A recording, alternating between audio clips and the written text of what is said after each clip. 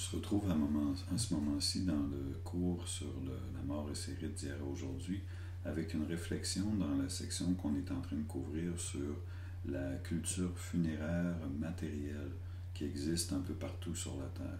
Donc on n'abandonne pas nos morts. Depuis 100 000 ans, on n'abandonne plus nos morts, au moins 100 000 ans. On les accompagne jusqu'à un lieu de dernier repos. Puis ce lieu-là, on l'appelle cimetière. Un auteur, un anthropologue, Jean-Didier Urbain, européen, l'a appelé, lui, dans un beau livre d'ailleurs, un des livres les mieux écrits peut-être que j'ai lu, L'archipel des morts. Donc, imaginez la Terre pendant quelques secondes, fermez-vous les yeux, imaginez-vous la Terre en effaçant tout ce qu'il y a à la surface de la Terre, sauf les cimetières. Puis ce qui va rester, c'est un peu ce qu'on appelle justement la définition d'un archipel, un ensemble d'îles proches les unes des autres, mais séparées par autre chose qui habituellement est de l'eau. Imaginez-vous la Terre vue comme un ensemble de cimetières comme ça.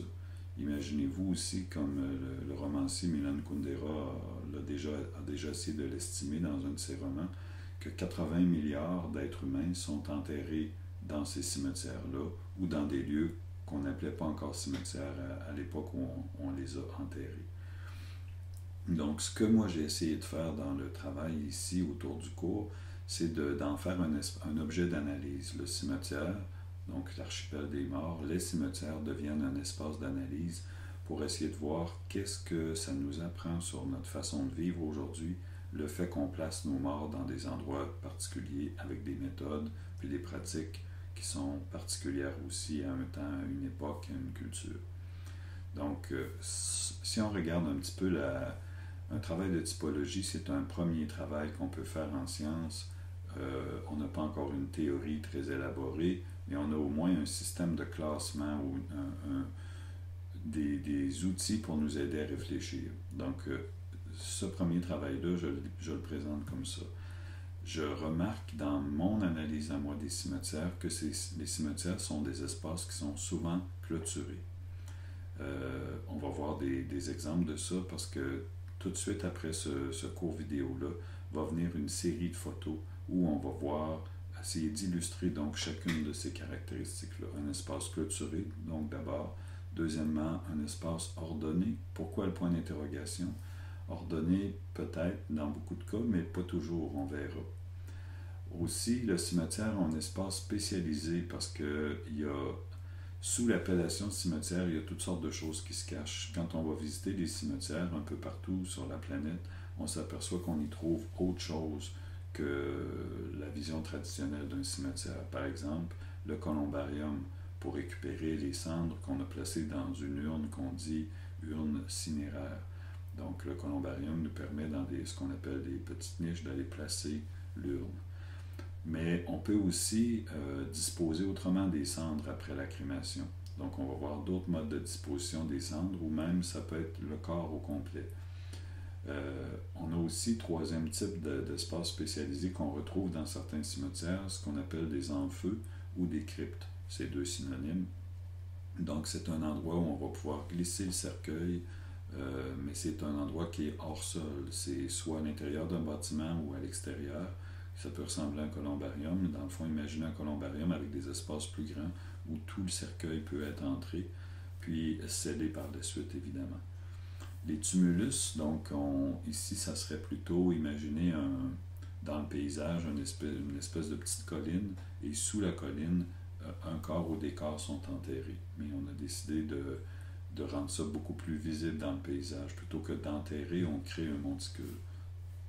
Ensuite, on parle aussi d'un autre type de disposition des morts, un autre endroit très spécialisé, c'est l'inhumation ad sanctos. Donc, ad sanctos pour dire près d'un lieu saint, c'est une inhumation, par exemple, dans le sous-sol d'une église, d'une cathédrale,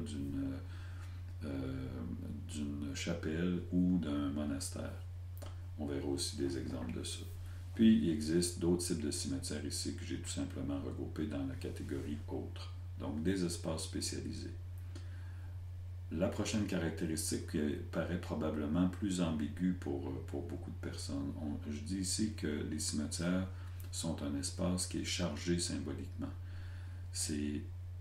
On pense qu'on trouve dans les cimetières seulement du silence, seulement de l'absence. Mais en réalité, les cimetières nous parlent. Il y a beaucoup de symboles. On va regarder, juste à visionner quelques photos de pierre tombale, on va voir qu'il y a un ensemble de symboles là-dessus. D'ailleurs, un ensemble variable de symboles selon les époques, selon les cultures. Puis on va aller voir un petit peu comment ce n'est pas insignifiant. Donc, un symbole, c'est un signe, et un signe, c'est jamais insignifiant. Ensuite, un espace culturel, parce que les cimetières prennent, à travers les époques, même à l'intérieur d'un même pays comme le nôtre, prennent des formes très différentes avec le temps. Donc, on peut parler de cimetière central. Pourquoi on l'appelle central? Parce qu'il se retrouve tout autour de l'église. Il enserre l'église, il est adjacent à l'église. Ou bien, deuxième catégorie, le cimetière périphérique, par opposition, lui, on l'a éloigné de l'église. L'église qui est souvent au centre d'un village ou d'une communauté. Donc, on a fait un champ des morts, comme on appelle aussi des fois les cimetières, un champ des morts qui est éloigné. On a aussi l'idée des cimetières maritimes, donc qui sont tout près de l'eau, ou des cimetières forestiers, donc plutôt qu'un espace urbain, un espace plus rural, un cimetière forestier. Les nécropoles, on verra ce que ça veut dire.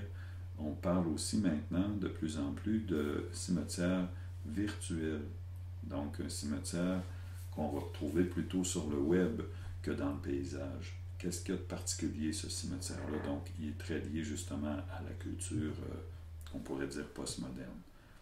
Finalement, dernière caractéristique dans mon essai de typologie, c'est de regarder un peu quelles sont les vocations des cimetières. Et ces vocations-là sont variées, sont nombreuses. Ici, j'en liste quelques-unes. Souvent, les cimetières sont devenus des espaces de distinction sociale. Pourquoi sont devenus, on y reviendra. Donc, des endroits où on peut se poser la question, est-ce qu'on est vraiment tous égaux devant la mort quand on visite plusieurs des cimetières du monde? À certains endroits, la réponse semble être oui. À d'autres endroits, certainement non. Aussi, un espace de commémoration collective. Le cimetière, on dit qu'on dans les cimetières, on laisse des traces, que nos morts, les gens qui nous ont précédés laissent des traces qui nous parlent, et des traces qui nous laissent des messages. Et c'est ce qu'on appelle la commémoration collective, on y reviendra. Espace aussi de résistance contre la disparition.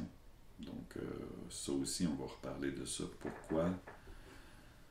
Pourquoi on voudrait absolument laisser ces traces-là, puis est-ce que tous les cimetières s'y prennent de la même façon par rapport à cette question-là? On dit aussi un espace de culte. On va voir pourquoi on parle de culte à l'intérieur des cimetières, à quoi on fait référence exactement. Puis aussi, finalement, dernière question, est-ce que le cimetière est un espace collectif ou un espace personnalisé? À l'origine, si on parle ici, par exemple au Canada français, le cimetière était clairement un espace davantage collectif, puis il est devenu un espace personnalisé avec le temps. Donc aujourd'hui, où on en est avec ça, on va avoir aussi des illustrations de ça, puis dans tout ce que j'ai dit là, on va avoir des exemples à partir de photos que différentes personnes ont prises. Je vais vous indiquer un peu à l'intérieur de la présentation qui va suivre, dans un autre document. Je vais vous dire qui sont les photographes qui ont contribué à ça. Donc des gens qui sont des amis, des photos que moi j'ai prises, d'autres photos nous viennent de professionnels.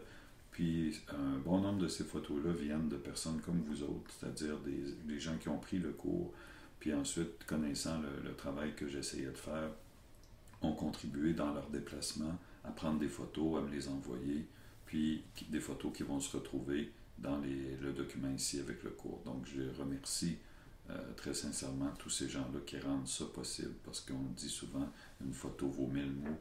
Vous allez voir que c'est vrai aussi dans le cas des cimetières. On se retrouve dans le prochain document.